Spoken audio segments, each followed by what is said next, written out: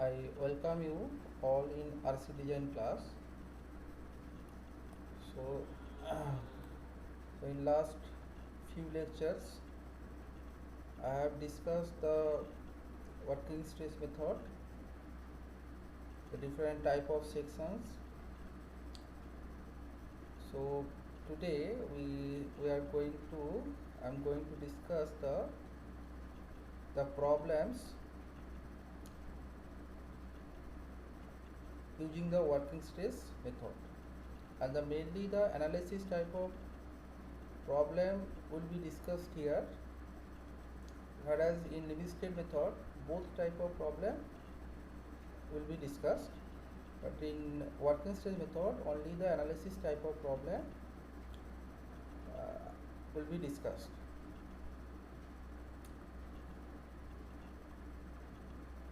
So here, so the first problem I consider a reinforced concrete beam of rectangular section has the cross-sectional dimension shown in figure 1. So this is a figure 1 RC section.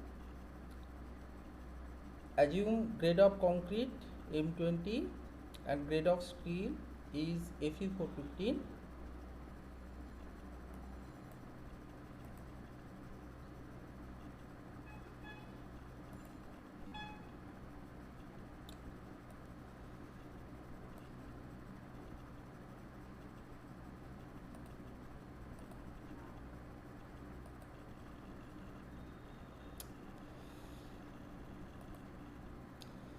M20 Fe415 grade steel.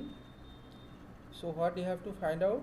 Find out the stresses in concrete and steel under a service load moment. So the service load moment is given. Service load means the working load. Moment is given, and you know the unit of moment, that is kilonewton per meter. So the moment is 140 kilonewton meter. So for so the due to that moment, how much stress is developed, or the stresses developed in concrete and stresses developed in steel, that you have to find out. Okay. Now here the beam section cross-sectional dimensions are given. So dimensions of the beams are given. Depth of overall depth of beam is 600, width of beam is 300, and this is effective depth, which is measured from the centroid of the tensile steel to the topmost fiber. And how many bars are used? Here 4 numbers, 25, 5. So obviously this is a beam section, this is a beam section because the moment is applied, and so such type of sections are used in beam. So now you have to find out the stress. You need to find out the stresses in concrete and steel. So diameter of the bar is 25 mm. So in solution, first you find out the area of steel. So area of steel is how much? That is 4 numbers bar. So the area of single bar, pi by 4 into d square, this is the diameter, and which is equal to 1963 millimeter square area. Next you find out, as it is a working stress method, you need to, this analysis type of problem. You know that analysis problem has one solution. So we need to find out the modular ratio, because this steel is converted to the equivalent concrete, and also we are not considering the tensile strength of the concrete. Entire tension is taken up by the steel, so the steel is converted to the equivalent concrete as the uh, so so this is the so in this way the analysis are done. So we find out the modular ratio, which is given in annex B. Okay, so in IS 456 2000, go to annex B, and so on annex B the expressions are given to find out the modular ratio. So 280 by 3 sigma CBC. Now for M20 grade of concrete, sigma CBC value again it is given in IS 456 2000. It is given on table 21. So see the table 21, and the sigma CBC value you consider, because that you need 7. So the modular ratio is how much? 13.33.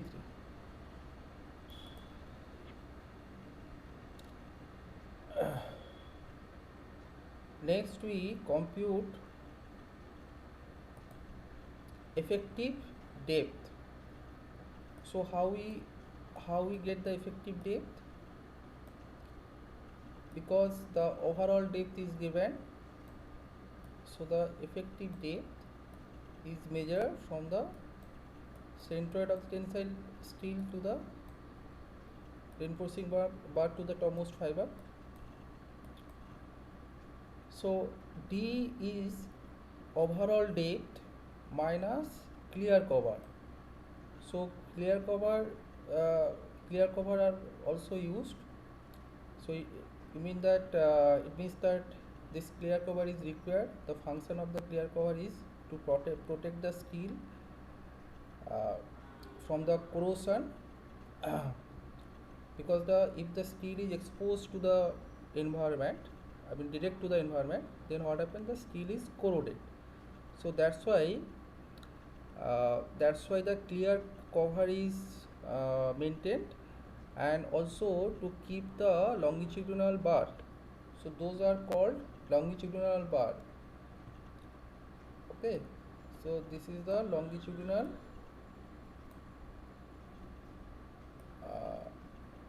bars are used. So this is a cross-sectional view. So we, leaving the clear cover, we place the reinforcement. Reinforcement are placed leaving the clear cover. Okay, so as it is measured from the centroid of the tensile steel, so this is 5 by 2, because 5 is the diameter. Clear cover, this distance is clear cover, so minus clear cover minus 5 by 2. Now for beam, as it is a beam section, so for beam the clear cover is 25.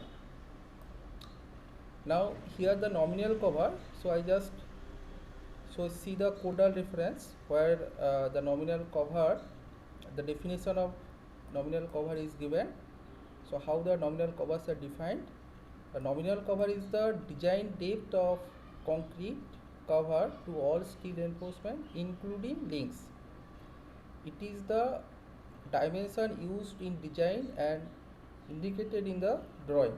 It shall be noted, it shall be not less than diameter of the bar. So it should not be less than diameter of the bar. If I use 25, so it means you have to use 25. Okay, at least 25 you have to provide. You may provide more. So depend on exposure condition, because the nominal cover depend on exposure condition. Okay, so this is the for mild environment. So how many exposures are categorized in code? That is five type of exposures are considered. So suppose the mild exposure definition is given in IS 457. So which one is called mild exposure? The nominal cover is 20, whereas moderate 30, then severe 45, 50, very severe, extreme. Just very severe extreme means if the member is exposed to the to the extreme environment. So it means what? if the in air, if the salinity are present, if the supposing in this industrial area you want to construct a building, so the members which are exposed to the direct to the environment or to the weather, so so there the extreme we use the extreme very severe or extreme condition. So depending on the definition, you just take the definition. So which one is called mild exposure, which one is called moderate exposure, which one is called severe exposure. So generally the severe exposure or very severe exposure are considered if the building is constructed in industrial zone where in air, so lot of harmful chemical present, and also if the structure is constructed near the sea. So here the salinity are present in the air. So due to the salinity, the steel is corroded. So that's why you have to use more clear cover to protect the steel from the corrosion. And similarly, if the structure is constructed in industrial zone where the harmful chemicals are like the sulfur, like the chlorine, such are the harmful chemicals. So uh, which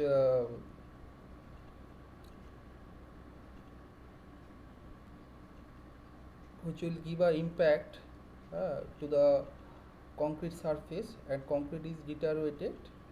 So I mean that is quickly deteriorated. So that's why so we have to use larger clear cover so in such zone. So those are the minimum you have to use.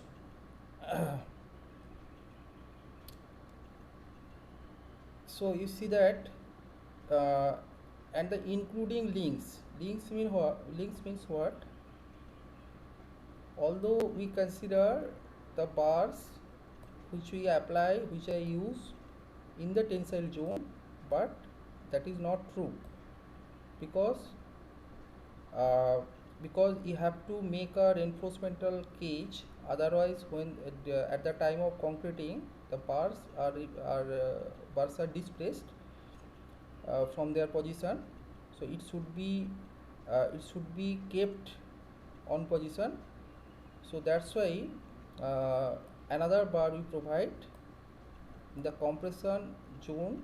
So although it is not required, and also we use a stirrup or vertical links we provide. So these links are, the function of this link is uh, to resist the shear forces. Okay, to resist the shear forces, because uh, because in beam the shear force, bending moment, both are produced, both are developing. So to resist the shear forces, we apply the vertical reinforcement, that is called the stirrups or the vertical links, and the longitudinal reinforcement are used to resist the flexure, and also to make a reinforcemental cage. Otherwise, if you not provide this link, then bars are displaced from their position. So that's why to keep the longitudinal bar on position and to resist the shear forces, this vertical link are used. So vertical link, how the vertical links are placed, that is around the bars, and it is anchored in the compression zone. So that is the nominal cover. Nominal cover means including link. Is the from the surface of the longitudinal reinforcement, if the link diameter is suppose 6 phi, then including link. Okay, so the from the face of the longitudinal reinforcement to the bottommost surface. Okay, so this distance is called nominal cover as per the IS 456 definition. Okay, now we see that this is the value. So clear cover plus 5 by 2, okay, which is called effective cover from the centroid of steel to bottommost fiber, that is called effective cover. So so clear cover plus is called effective cover. For analysis type of problem, so you just simply note that that is very important. So in analysis type of problem, the effective cover for beam always consider 50 mm. Okay, why the 50 mm is, although it comes, actually it comes 37.5, but we consider 50 mm. Why? But in design problem, the actual effective cover has to be actual effective depth has to be taken. Okay, so because the analysis type of problem has one solution and design problem has many solutions. If I consider different cover,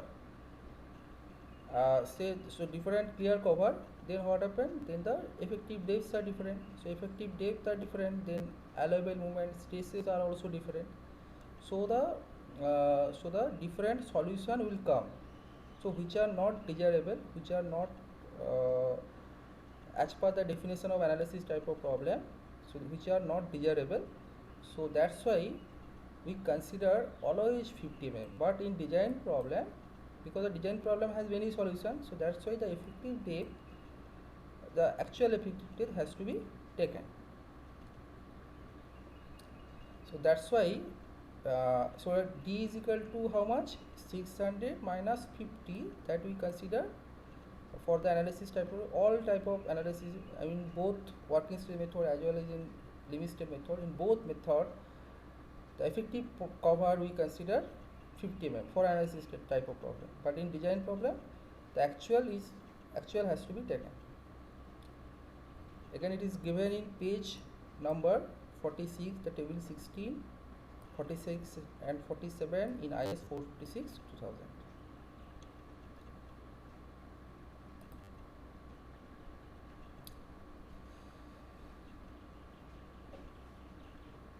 Next, the transform section properties. Okay, so we in the previous step we find out the effective depth, modular ratio, area of steel. Now we find out the as it is a composite section, that's why you have to find out the transform section properties. So transform steel area means the steel is converted to the equivalent concrete. So the equivalent concrete amount is how much? That is already I have discussed. So the amount is M times, M means modular ratio, M times AST. Now we get the transform steel area, that is 26,167 millimeter square. Now so the second step is find out the position of neutral axis. Okay, to find out the position of neutral axis. So how you find out how you locate the neutral axis? Just you take the moment about the neutral axis and you get the unknown value. Is the KD, you will get KD. So when you know the KD, so then you can get the position of the neutral axis. So this is the first moment of area.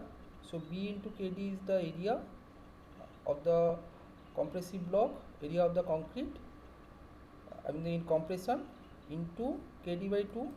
So the area, so this CG distance. Now the transform converted equivalent concrete, M times area of steel, and again the distance, moment D minus KD. So this distance is D minus KD. So this equation we solve. So this is a quadratic equation. So solving this quadratic equation, B is equal to 300, area of steel you know. So solving the above equation, we get KD is equal to 234.6 mm, and the neutral axis depth factor K. So D you know. So the K is how much? That is 0.4265. and the lever arm, the distance between two forces, distance between compressive force and tensile forces resultant, so which is equal to JT equal to D minus KD by 3, and the lever arm distance is 471.8 mm. Use the equation 1.1, which this equation we have derived, so this equation you check, equation 1.1.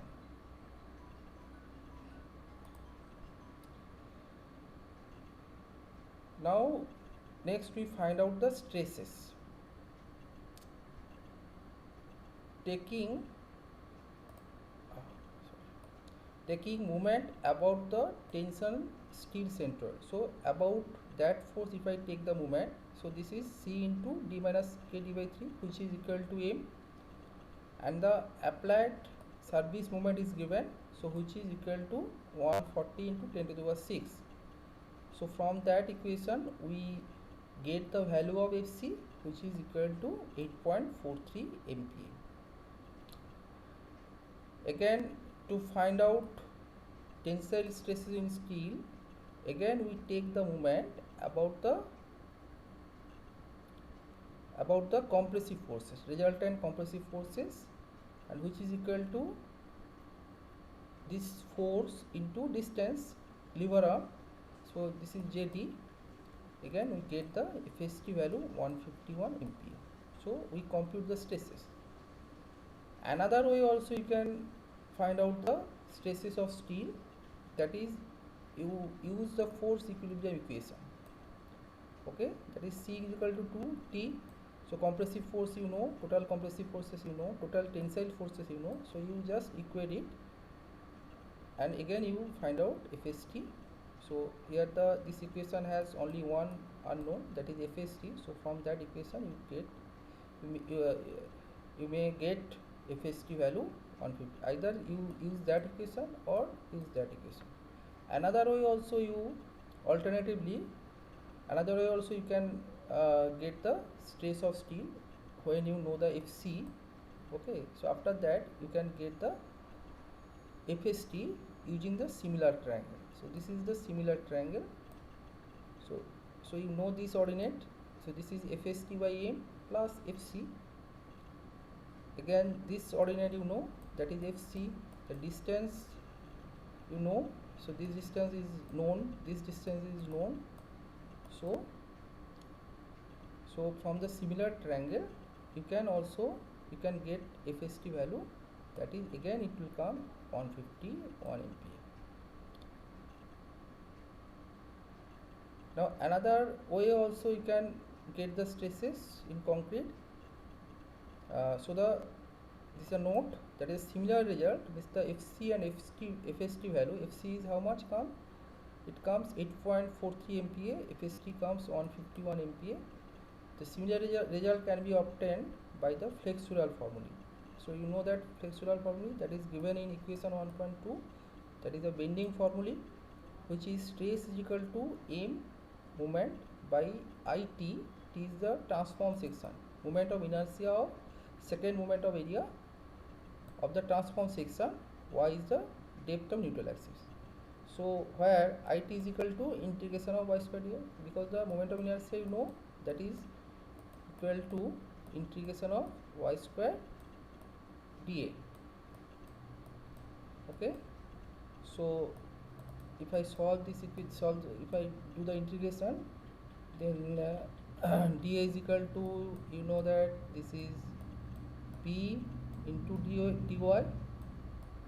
Now y square dy means the y cube by 3 comes.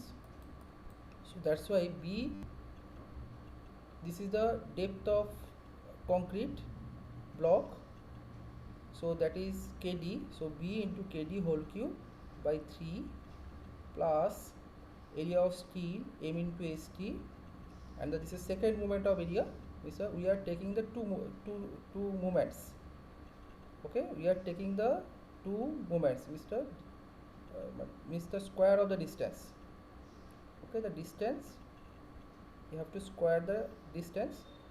So the distance is D minus KD from the neutral axis. So second moment of area, so we are taking the 2 times moment. of the area. So d minus kd, again this is whole square. Okay, wrong.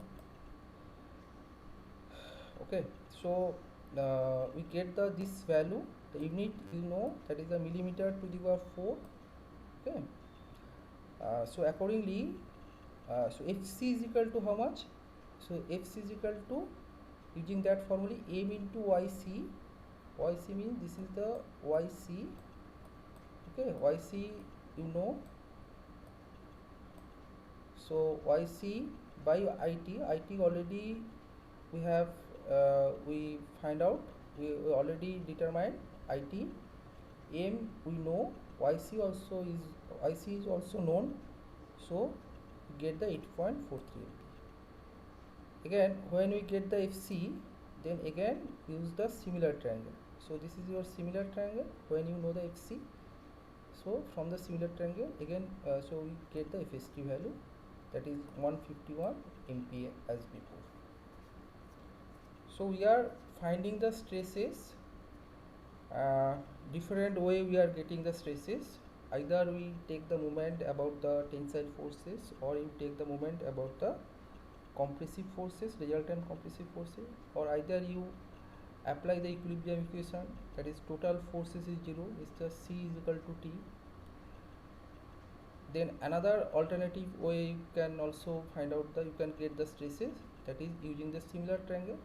When you know the one ordinate of the stresses, and if the depth is known, then we will get the other value, because this is a linear stress distribution. So from the similar triangle you can get the stress value at any point. Again also we can getting the, we can also compute, we can also get the stresses using the bending stress formula. So this formula is very important. So using that formula also we get the, only you need to find out the transform moment of inertia of transform section. Okay, so the different way the problem can be solved in a different way. So all the possible methods I discuss here. So you use any one method to find out the stresses.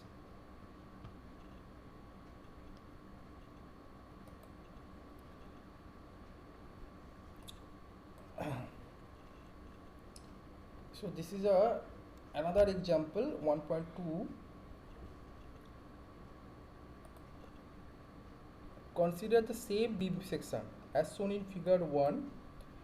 Determine the allowable moment and the stresses in concrete and steel corresponding to this moment. Now, so you have to find out the allowable moment. So allowable moment means the you have to, so under the loading condition, and also the, we know that depth of neutral axis is the balancing depth of neutral axis we know. So from that we which type of sections, so this beam under load, this beam has the which the beam falls in which type of section, that you need to find out. Okay, so the beam falls on which type of section, that you need to find out. Now here for M20 grade of concrete, the sigma allowable value is given 7.0 MPa from table 21, and for Fe415 steel, allowable stress of steel is 230 MPa. Again it is given in table 22. In IS 456 2000, so the modular ratio given 13.33. Again area of steel is given 1963 millimeter square, B300, D is equal to 550 mm. The transform section properties have already been worked out in example 1.1. Accordingly, KD is this, K is this. The neutral axis depth factor KB is a constant.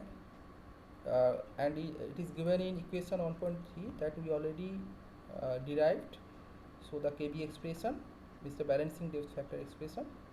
So for Fe415 steel and the allowable stress is 230 MPa, so KB is how much? That is 0.2887. Now as K greater than KB, this is the actual depth factor, this is the depth factor of the section, and it is greater than balancing depth factor, so it means what? The section is overenforced. Alternatively, another way also you can define the section. So we can calculate the percentage of tensile steel. You can calculate the percentage of tensile steel, which is equal to 100 into AST by BD. So AST, you know, area of steel is 1963 millimeter square, B is 300, 550. So PT is how much? 1.190. Again use equation 1.4, okay, to compute PTB. I mean, to find out the PTB, use this equation. So this equation was already derived. So the expression is 50 into KB into sigma CBC by sigma ST. KB you know, so PTB is how much? 0.440. So now M20 concrete and Fe450 steel, PT greater than PTB, so the percentage of steel, area of steel is more than area of steel used in balance section, so the section is over reinforced section. It's a percentage of tensile steel more than percentage of tensile steel in balance section, so hence the section is over reinforced. So I discussed the two methods. Either, so once when you check this one, then these things is not required. If these things is checked first, then this condition is not required, okay.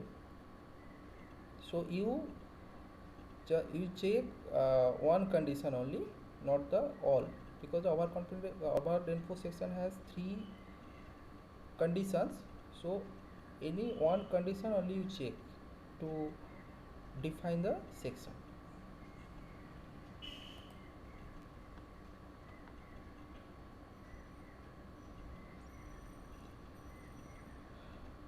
Now accordingly, the concrete stress control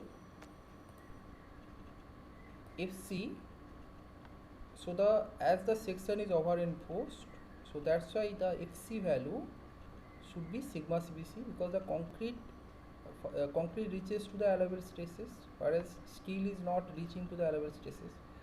So FC is equal to sigma CBC, which is equal to 7 MPa megapascal for M20 grade of concrete. Now use the equilibrium equation T equal to C, and we get the value of FST. FST is how much? 125 MPa, which is less than sigma ST 230 MPa. So as I have said that if I verify one condition only, okay, then other conditions are also automatically satisfied, so no need to check. So you see that again it is sigma ST comes 1 to I. So in problem you have to find out the stresses of steel and stresses of concrete, so that's why we find out the FST. So it should be less than sigma ST. So as per over enforced section property, we know that the over enforced section, I mean the stress of steel is less than allowable stress of steel. Next, alternatively, again using the linear stress distribution, means the similar triangle, again we can get the FST by M value. If it is sigma CBC, know this ordinate, know the depth. So this depth is known, this depth is known. So from the similar triangle, again you can get so another way we can get the 125 MPa. So either use that equation or use the similar triangle. Now to find out the allowable bending moment, taking moment of forces about the tensile, as the concrete reaches to the allowable stresses, So concrete area has to be considered because here the concrete fell fast. So use equation 1.7. So this equation is mentioned and also derived. So this is the expression half sigma CBC B into KD into D minus KD by 3. So allowable moment for allowable moment of overhand force section is how much? 116.2 into 10 to the power 6 Newton millimeter is the 116 kilonewton meter, because kilonewton 1 kilonewton is equal to 10 cube Newton. 1 kilonewton is equal to 1000 Newton. So that's why we get the 116 kilonewton meter. So allowable moment is 116 kilonewton meter. So it means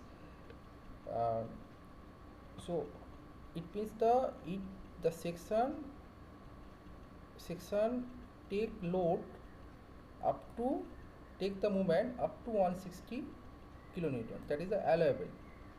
Okay, if the moment is applied moment is more than 116, then the design is failed, so that you have to redesign. If the applied moment is more than allowable, it means what? The design is failed. So the applied moment should be less than allowable moment. So this is the allowable moment of the section. Okay, so here I end my lecture, and so in next class we discuss the limit state method, so which is very important, and the example of working stage method we know that we already discussed. So still working stage method are used, although the working stage method has number of drawbacks, but still the working stage method are used. So in liquid retaining structure as well as bridge, so working stage method still used. Okay, so in next class I shall teach you limit state method. So this is very important, and you know that all the members nowadays all members are designed using the limit state method. So limit state method is very important. So here I end my lecture. Okay, thank you.